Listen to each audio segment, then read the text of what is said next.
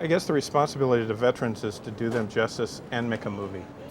You have to do both. It's a balancing act. I mean, you could do them a great deal of justice and you could bore everybody else to tears, but there is by doing a 30-hour movie that's basically a documentary.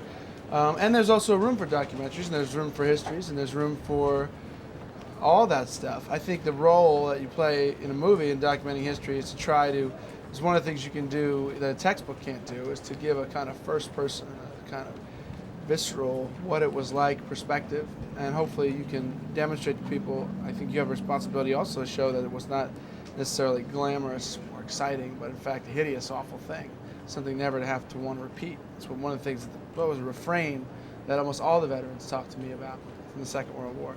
And you do have a responsibility in the movie to make it entertaining, and you have a responsibility to tell a story properly. It's a responsibility you have to your audience. Otherwise, you've defeated the entire purpose of making a movie or telling a story, because you've bored everyone, no one wants to see it, and that's it.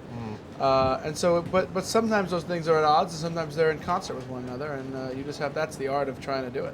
Aren't the veterans amazing? Most of these guys now that are left are in their 80s, and the stories my father told me about World War II were just, I have no real concept other than what I can either find in documentaries or on film. When you put yourself in the middle of the attack in this film, and go back to when you shot some of those sequences, is it easier to get lost in the moment because they're recreating around you, or can you really do that?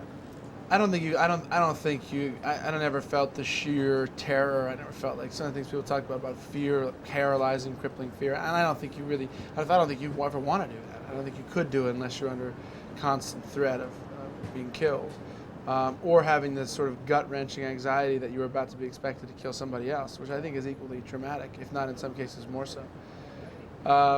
What you can do is approximate the chaos and the frenetic madness, particularly as relates to the attack on Pearl Harbor, the shock and surprise of finding yourself in a war when you weren't anticipating that.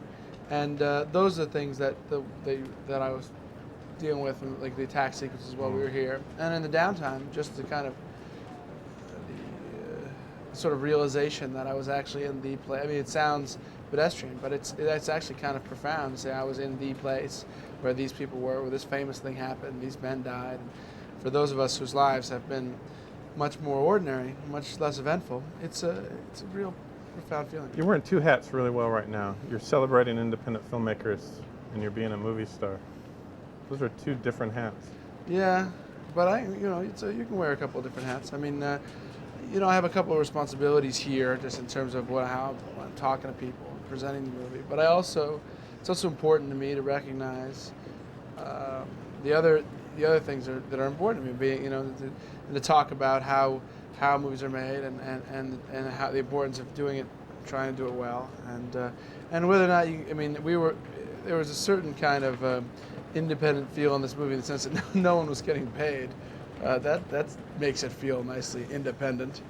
That's just mostly independent's become a euphemism for cheap, low budget, but it actually means something different to me. It means telling your story the way you want to tell it, without having to have considerations for commerce or you always have to consider the audience. Yeah. But not necessarily Always. the lowest common denominator. Yeah. Nice to see you. Pleasure. It's Hey, always nice man. talking to you. Good work.